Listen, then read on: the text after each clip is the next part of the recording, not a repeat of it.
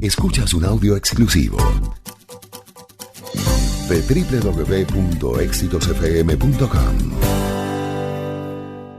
En línea está Oscar Misle, @Oscar Misle, director de Secodap. Oscar, ¿cómo estás? ¿Cómo te va? Muy buenos días, Román. ¿Cómo estás tú? Habíamos dicho la semana pasada, Oscar, que dejaríamos, una segunda ronda de conversaciones sobre el tema de las tareas, que yo entonces la ponía como en dos dimensiones, es decir, las tareas en circunstancias normales y las tareas en una coyuntura como la de la falta eléctrica que hemos tenido durante varias semanas ya. Y te propongo que retomemos el tema tareas, pero no sé si quieres hablar también ya de lo que ha sido esta primera semana de regreso a clases, ¿no?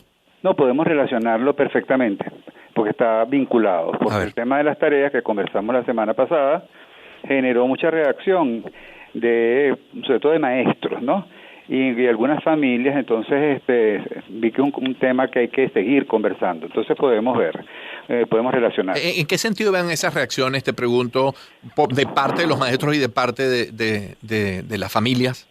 Fíjate tú, la reacción, por ejemplo, en este contexto, en esta realidad, en este momento, la tarea se ve como la posibilidad de poder, todo ese conocimiento que no se dio durante los días que hubo suspensión de clase, entonces aprovechar la casa para poder actualizar y para poder ponerse al día, ¿no? Entonces eso genera reacciones de parte de las familias, sobre todo de mucha resistencia por la situación que vive, el estrés, las carencias, las ausencias de una cantidad de cosas que hace que más bien eso no haya esa posibilidad. Sí. Los docentes entonces sienten que la familia no colabora, que la familia no pone de su parte, que le están pidiendo al docente que cumpla con una responsabilidad que va mucho más allá de su capacidad y por ahí comienza toda una disyuntiva.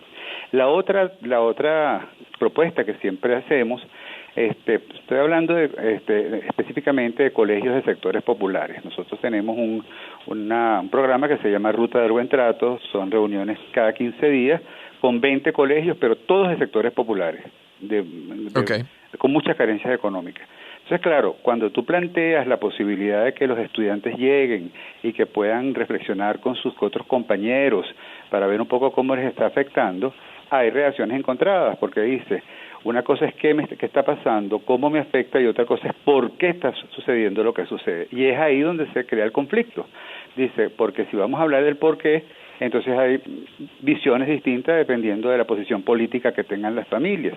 Entonces eso te genera un conflicto mayor, entonces prefiero no hablar del tema. Entonces reprimo, oculto, porque si hablo del tema van a estar los que piensan que es producto de un ataque cibernético, que es un ataque terrorista, y están los otros que piensan que es porque no hubo mantenimiento, porque no se invirtió, porque hubo corrupción. Entonces el tema no se conversa. Entonces más bien lo que genera eso es mayor tensión. Entonces, eso es un poco con qué nos encontramos, ¿no? Nos encontramos con una situación que nos afecta, estamos claros qué está pasando y cómo me afecta, pero se crean conflictos a la hora de discutir y buscar los responsables, ¿no? Y en tiempos de redes sociales, Oscar, tratar de preservar la institución educativa y sus debates dentro de la institución, porque de manera muy ligera no podemos nosotros estar ventilando fuera del colegio lo que internamente se discuta, es mi opinión. Eso es. Entonces eso hace que la reflexión para la formación ciudadana, para que los niños aprendan a que no es normal eso que siempre hablamos, lo que está pasando, no es tan sencillo, porque, como te digo, hay las resistencias de aceptar y asumir las responsabilidades de parte de lo que pueda ser la responsabilidad del Estado, y el otro sector entonces piensa que no, que inclusive que es responsabilidad de no hacer un uso adecuado de los servicios. Bueno, hay todo un debate que se da. Entonces las tareas que pasan en este contexto, los trabajos que se envían a la casa no se pueden hacer, y los maestros, lo que recogimos en la última reunión es que están frustrados porque no hacen las tareas los muchachos. Y si la hacen, bueno, vienen más tensos, más intensos, dicen ellos, inclusive mucho más agresivos, porque están un ambiente, un clima, una salud mental que no propicia un espacio de encuentro. Claro. Para aquellas 4 cosas que hablábamos, que es el supuesto de las tareas, crear hábitos de responsabilidad, compartir con la familia, ocupar de manera productiva el tiempo libre, y el otro, el trabajo para la autonomía, para la responsabilidad. Una cosa que me ha funcionado como estrategia es preguntarle qué pasaría en nuestros trabajos si el jefe decide, el trabajo decide, la empresa decide que todos los empleados, para poder ser más productivos, se deben llevar a su casa una serie de actividades para hacerlo en la casa y eso permite que se mejore pues la productividad de la empresa, pero además ocupar el tiempo que tenemos de manera mucho más productiva.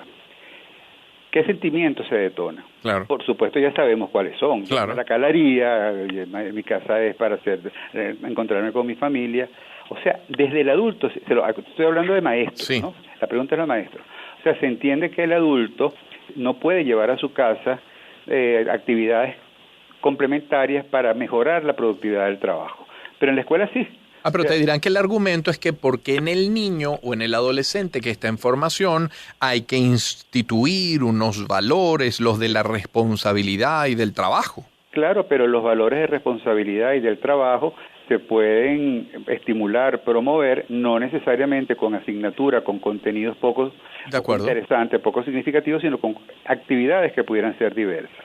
La otra cosa es, ¿qué pasa si las tareas los defensores de las tareas fueron tan efectivas y todos hicimos tareas, por lo menos en nuestras generaciones hicieron tareas? Hoy sí. ¿Por qué cuando nos vamos a sentar con nuestros hijos se nos olvidó todo? Es verdad. Es verdad. Mira, mis hijas están en primer grado. Ajá. Y más de una vez, Oscar, tengo que apelar a Google al lado y haciendo la tarea. Porque de repente, bueno, se te pasa algún detalle, ¿no? Se te pasa algún detalle porque estas tareas fueron obligadas, estas tareas no fueron realmente conocimientos significativos, sino para cumplir con unos contenidos, con un programa. Entonces no fue efectivo, eso me demuestra que no aprendí realmente lo que se pretendía con las tareas.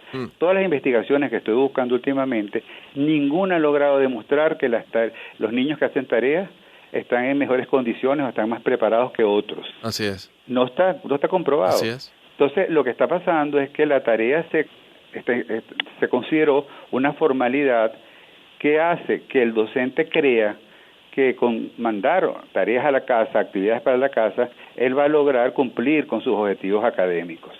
Sin embargo, se están dejando de vivir, de experimentar, de ensayar otras formas de desarrollar la creatividad, la toma de decisión, el pensamiento crítico, sí, la capacidad de investigar, de indagar, y todo eso no se está dejando de lado.